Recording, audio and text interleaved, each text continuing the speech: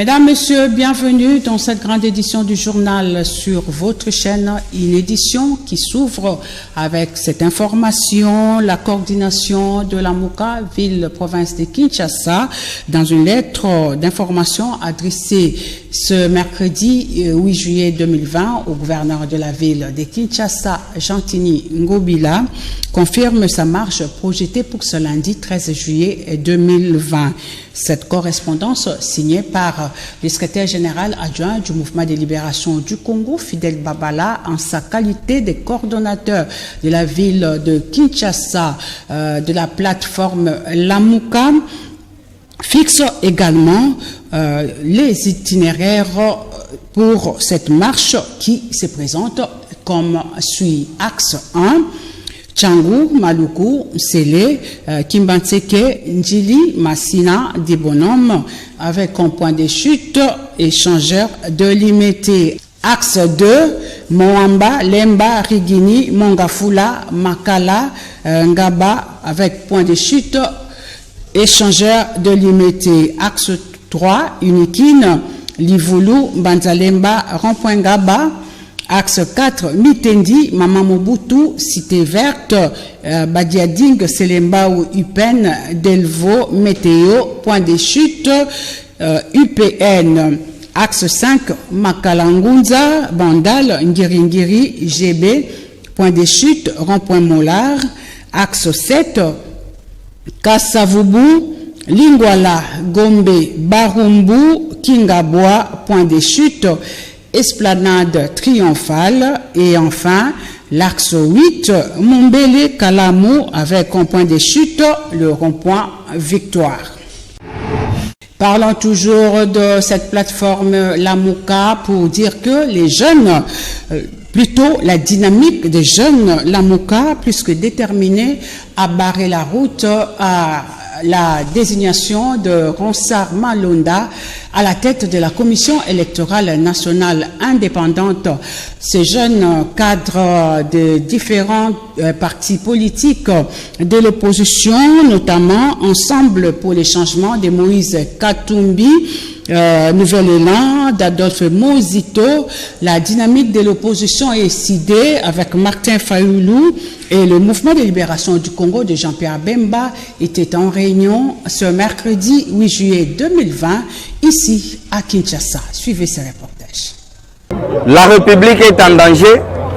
C'est pourquoi nous invitons toute la jeunesse congolaise sans tendance politique, sans penchant, pour que ce 13, nous prenions d'assaut toutes les avenues de Kinshasa. D'aucuns se demandent pourquoi nous allons marcher. Mais il faut savoir que nous allons marcher pour exiger le départ de Malonda. Parce que Malonda, c'est un kabiliste. Malonda, c'est un angabis. Nous allons marcher pour exiger les réformes institutionnelles consensuelles. Nous allons marcher pour dire que les lois Minakou qui ont été classées ne peuvent plus revenir. Voilà pourquoi nous demandons la conscience de la jeunesse congolaise. En général, nous l'avons dit, sans tendance politique, de se prendre en charge, de ne pas rester comme téléspectateurs, mais d'être acteurs pour que la solution de la libération de ce pays soit trouvée. Voilà pourquoi nous serons là lundi le 13 pour dire non à cette occupation kabiliste. Le gouverneur de la ville de Kinshasa vient d'interdire toute manifestation, interdiction justement des manifestations par le tête des villes de Kinshasa. Maître Nico Manyengele appelle le gouverneur Ngobila Gentini à revoir sa décision. C'est communicateur de la plateforme Lamouka qui dit ne pas reconnaître cette mesure qu'il qualifie d'arbitraire, confirme cependant la marche projetée par sa plateforme. Il s'entretient ici avec Bonheur Nzinga et Niwa Pezo. La décision prise par Gentini Ngobila interdisant toute manifestation à Kinshasa constitue une véritable violation des droits fondamentaux et libertés reconnus aux citoyens par la Constitution, étonne Maître Nico Manyengele, communicateur de la Mouka, qui tient par ailleurs pour responsable l'homme de Yumbi de tout dérapage qui en découlera. Ngobila avait réédité l'exploit de Yumbi. Il n'a aucun pouvoir de refuser ou de ne pas autoriser une marche, il n'a pas ce pouvoir. Nous sommes sous un régime d'information. Nous avons informé encore que si cela ne dépendait que de Nico Mayengue, je ne peux même pas informer ces gens ici. Ce sont des autorités illégitimes. Mais pourquoi on leur accorde aussi des gares d'importance comme ça? Dans une république occupée, dans un pays où on a volé au peuple sa victoire, vous continuez à demander ou à informer? Qu'à cela ne tienne, il est informé, il n'a qu'à prendre ses dispositions sécuritaires pour encadrer tout le monde. On va marcher les 13, nous la Mouka, pour dire non à la fraude électorale de 2018, pour dire non à M. Ronsard, pour dire non à ces régimes de deal. Le peuple doit s'autodéterminer, se réapproprier son destin afin que nous puissions espérer à des jours meilleurs. Donc, M. Gentini n'a pas le pouvoir d'interdire une marche. Je le mets en garde, puisqu'il a violé la Constitution, il sera responsable des conséquences de sa décision. Nous serons dans la rue, nous sommes le peuple, la rue appartient au peuple. Mal congolais, vous êtes au pouvoir, en tant que gouverneur, vous continuez à appartenir à un parti politique, les peuples perdus. C'est ça les hic. Un gouverneur ne peut plus avoir de parti politique. Il doit être au service de sa ville ou de sa province. Dire qu'il a même interdit au peuple perdus, là vous renforcez sa dictature. Il n'a pas le pouvoir d'interdire. Mais j'ai vu les gens de l'UDPS marcher contre les lois Minakou et Sakata. Qui avait accordé l'autorisation? Le peuple peut sortir quand il veut pour réclamer son destin. Ici, on est informé, c'est conformément à la Constitution. Donc, ce que M. Gentini fait, c'est l'ordre de Kingakati. Il est au service de Kingakati. Il est le gouverneur de Kingakati. Puisqu'il exécute les ordres manifestement illégaux, il en sera responsable en cas de dérapage. Le numéro 1 de la police nationale congolaise, le général Silvano Kasongo, était en réunion ce mercredi 8 juillet 2020 avec les commandants des districts et des commissariats au menu de leur entretien. L'enjeu politique de l'heure avec, entre autres, des marches projetées pour dire non à la candidature, au mieux à la désignation de Ronsard Malonda à la tête de la Commission électorale nationale indépendante. Bona Ondinga et Yves Lechouangue nous en parlent dans cet élément. Faisant suite aux enjeux de l'ère dans la capitale congolaise, le numéro 1 de la police nationale congolaise, ville de Kinshasa, le général Silvano Kasongo, a donné des instructions formelles à ses collaborateurs, dont notamment le commandant des districts et des SIAT. Le général Silvano déplore cependant la passivité dans le suivi par ses services des recommandations des autorités dans la gestion de la pandémie du Covid-19. La marche annoncée par les différentes tendances de la classe politique congolaise pour notamment contester d'une part et d'autre part soutenir l'entérinement des remplaçants de Corneille Nangaa à la tête de la CENI, Ronsard Malonda a été également au centre de leur entretien. La police est-elle prête à encadrer ces différentes manifestations? Le général Silvano Kasongo. Si la marche est autorisée, on va encadrer, et si la marche est interdite, on va disperser. Faisant d'une pierre deux coups, le numéro 1 de la police, ville-province de Kinshasa, a également présenté au public 344 civiques présumés, appelés communément Kuluna, et 25 bandits armés. La police a présenté 25 criminels, 344 Kuluna et d'autres civiques. Vous avez vu, les gens qui dérangent la population, on les a arrêtés avec des preuves, eux-mêmes sont passés aux aveux, on va les déférer acquis des droits. Si vous les voyez encore demain sur la rue, bon, là ce n'est plus le problème de la police. On a juste déploré le problème de la léthargie de la police, du parquet, mais je crois que cette fois-ci, ces gens ne seront pas libérés. Mais la police fait son travail. Vous savez que le phénomène Kuluna, c'est un phénomène paradoxal. C'est compliqué. Alors, c'est un problème social aussi. On ne va pas éradiquer ça. On a essayé d'éradiquer. Il faut beaucoup de moyens pour éradiquer le phénomène Kuluna. C'est un problème que le gouvernement va prendre en charge d'ici là. Je crois que avec le gouvernement, si on met beaucoup de moyens, il y a peut-être moyens. Mais nous travaillons avec les moyens de bord. A noter que cette cérémonie s'est déroulée au stade de Martyrs de la Pentecôte.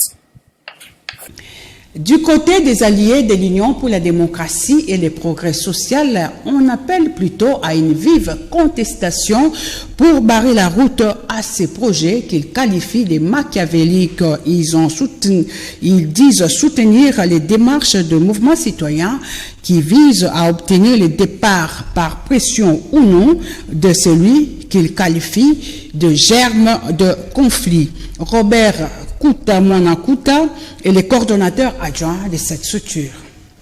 Les forces politiques et sociales alliées à l'IDPS, Tshisekedi, ont, au cours de la réunion extraordinaire tenue ce lundi 6 juillet 2020 à son siège 677 de l'avenue Kandakanda dans la commune de Kassavubu, constate avec regret les irrégularités qui ont émaillé le processus de désignation de M. Ronsard Malonda en qualité de président de la CENI. Les forces politiques et sociales alliées à l'IDPS Tshisekedi relèvent que cette désignation est le fruit d'une fraction des confessions religieuses, lesquelles par ailleurs sont contestées et peu crédibles vis-à-vis de l'opinion. Les forces politiques et sociales alliées à l'IDPS Tshisekedi notent enfin la validation des Ronsard Malonda à travers une procédure camouflée et cavalière sans précédent par une partie de la plénière de l'Assemblée nationale, essentiellement FCC, et de son bureau du 2 juillet 2020 à la surprise générale de ses membres. À tout considérer, les forces politiques et sociales alliées à l'IDPS Tshisekedi déclarent ce qui suit. 1. Rejette cette personnalité dont la désignation frise une main noire politique des ennemis du peuple en perte de vitesse et qui veulent inféoder la CENI. 2. Rejoignent l'UDPS, son partenaire privilégié, à la marche pacifique prévue ce jeudi 9 juillet 2020 et à l'appel à la participation massive de ces militants à travers tout le pays. Invite notre peuple à y participer. Invite en outre la société civile dans son ensemble de se rasseoir autour d'une table afin de dégager un consensus sur la désignation du prochain président de la CENI. 3.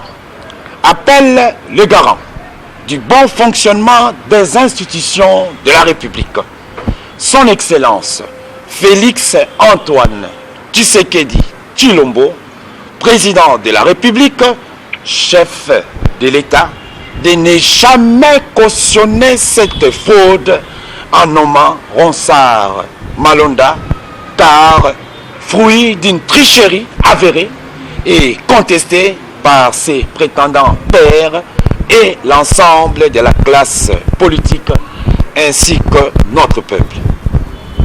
La plateforme de la société civile Agir pour les élections transparentes et apaisées à État a organisé ce mercredi 8 juillet 2020 un atelier sur la problématique du recensement de la population dans la perspective de l'organisation des prochaines élections en République démocratique du Congo, l'objectif étant de contribuer aux réflexions de la nation sur la possibilité de se doter d'un fichier électoral quasi permanent, fiable et crédible. C'était au centre Liloba dans la commune de Lemba.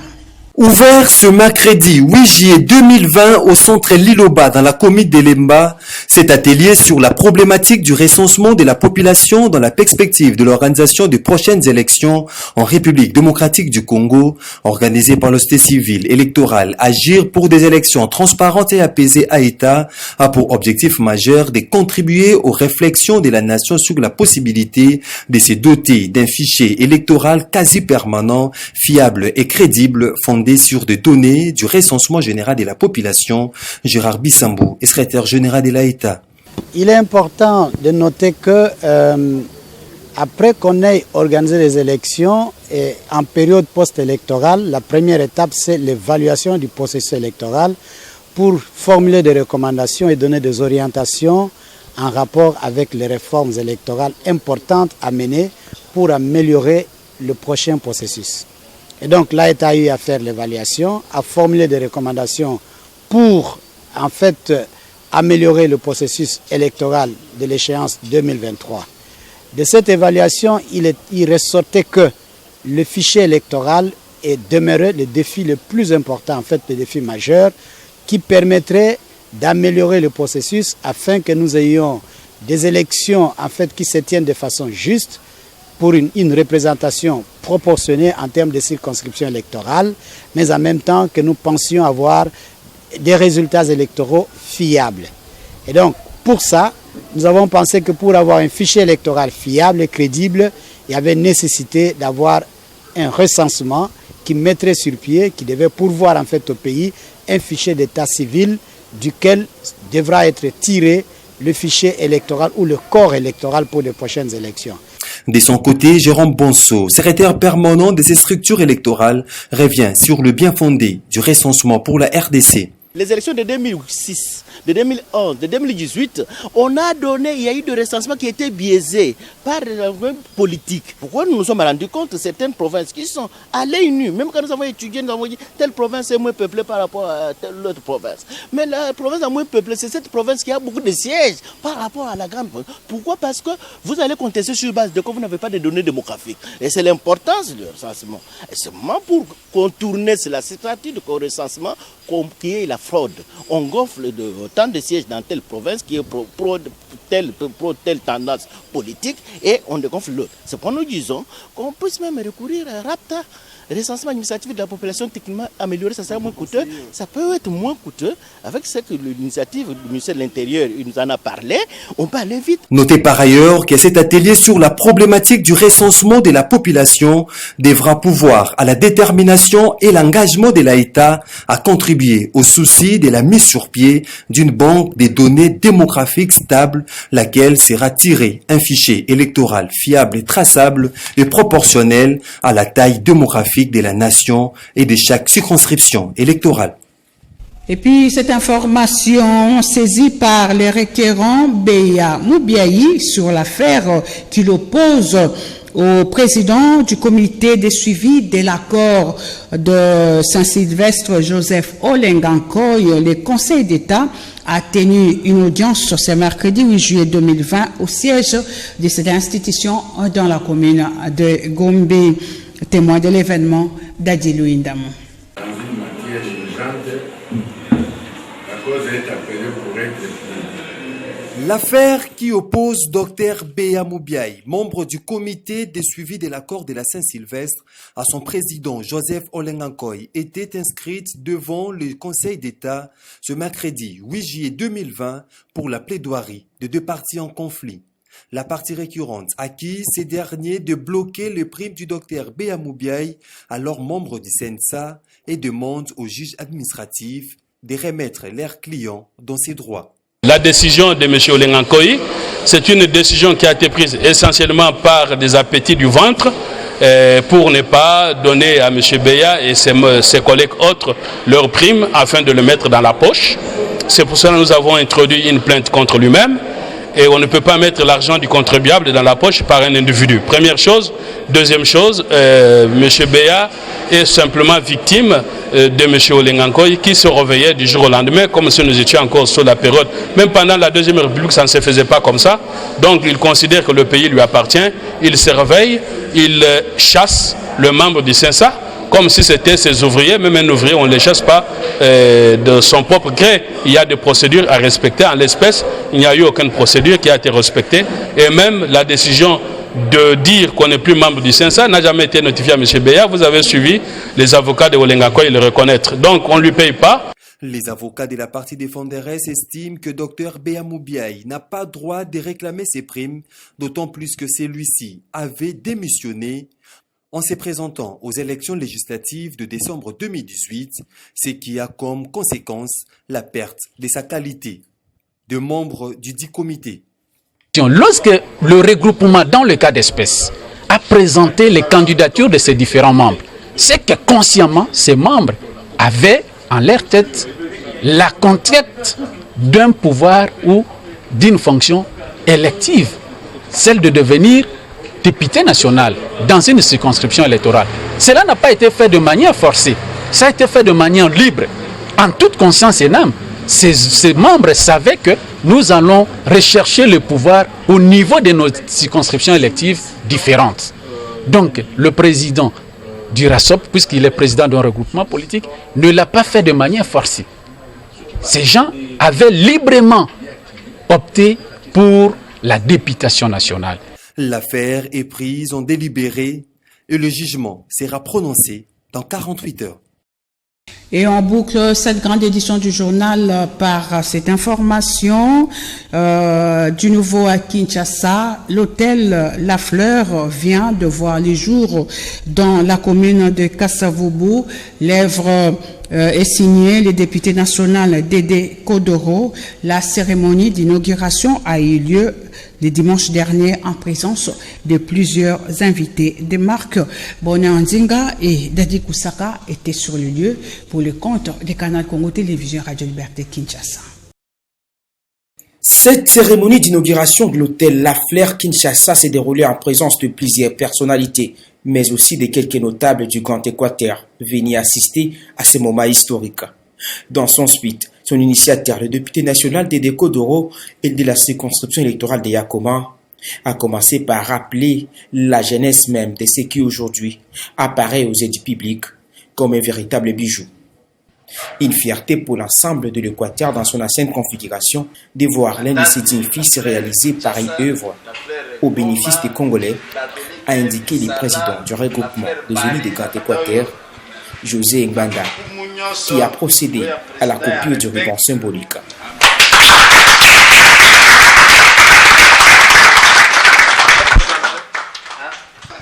Son souhait, c'est de voir cette initiative s'étendre outre Matadi dans le Congo central, où la fleur existe déjà, dans d'autres provinces, voire même au-delà des frontières nationales. Aujourd'hui, il peut compter parmi